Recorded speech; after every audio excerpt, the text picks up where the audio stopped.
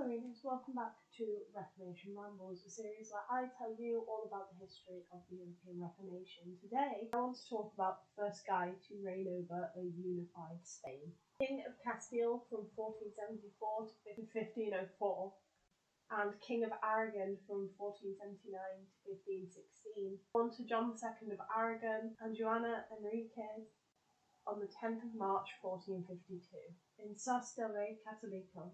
Let's talk about Ferdinand of Aragon. Part 1. The Catholic Monarchs. Ferdinand is mostly fondly remembered as one of the Catholic monarchs. They ruled over Spain's Golden Age, and he was also the first de facto king of what we now call Spain. There wouldn't be an official combination of the Spanish kingdoms until 1716, but he did lead the entirety of what would become Spain. After some chaos, he married the heir presumptive to Castile, Isabella. I've made a whole video about her, so if it seems like I'm skimming things in this section, it's probably because they're up there. Now, Ferdinand was born into the House of Trafalgar, which Isabella was also a part of. Yep, they were related. Incest law. So they needed a papal bull, which they forged in order to get married. They had a prenup which summarised this sort of idealised ruling in tandem. It said that they would rule by tanto monta, monta tanto, which roughly translates to they amount to the same they amount to. Basically, they were to truly rule as equals. This was really rare at the time. For a woman to have any power, let alone the same amount of power as her husband, was so rare. This agreement, and the fact they did pretty much live by it, was revolutionary. They were married on the 19th of October 1469. His marriage to Isabella has been referred to as a cornerstone in the foundation of the Spanish monarchy. A lot happened in their reign, reshaped Spain for better or worse. The country was forever changed under their rule. I do go into more detail about it in that video. But here's a quick fire summary. Shit the Catholic monarchs did. They created a new legal framework, developing systems that were a meritocracy rather than just an aristocracy. They centralised the crown's power and recreated all the systems that underpin even modern Spain. They expelled Jewish people from Spain. They started the Spanish Inquisition, and they sponsored Columbus's journey to the New World in 1492. They conquered Granada the same year, leading one of the most prominent militaries of the very next century. In 1494, the Treaty of Tordesillas divided the entire world bar Europe between Spain and Portugal. Don't think they asked the rest of the world, mind you. In 1502, they would violate the Granada Treaty by forcibly converting Muslims.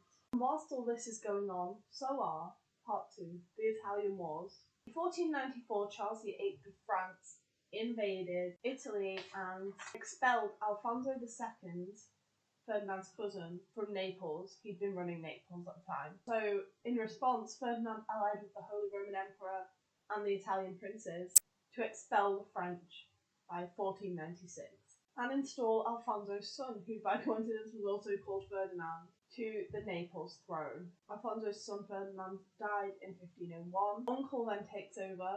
He's not great, so Ferdinand then signs an agreement with Louis XII of France, split Naples between them. Campania, Abruzzi and Naples itself went to France, whilst Apulia and Calabria went to Ferdinand.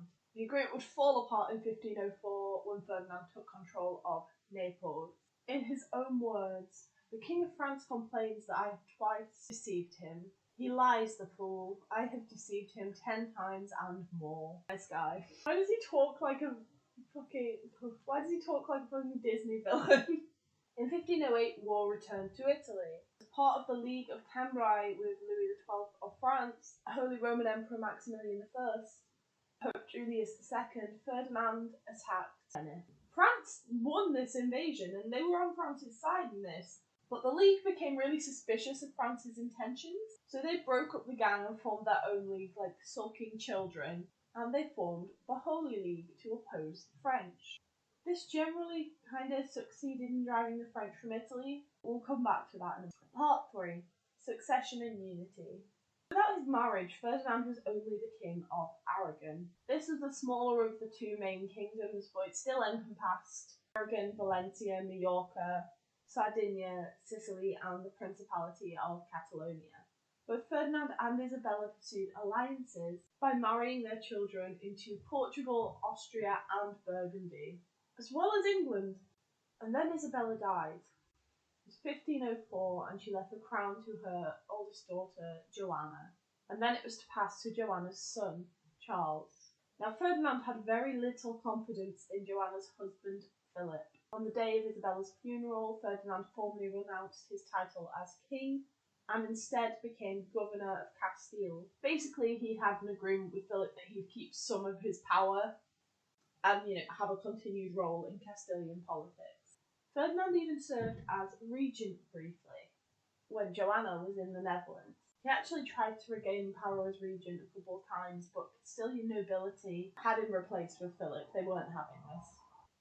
At their core, they saw him as Aragonese power trying to take over Castile.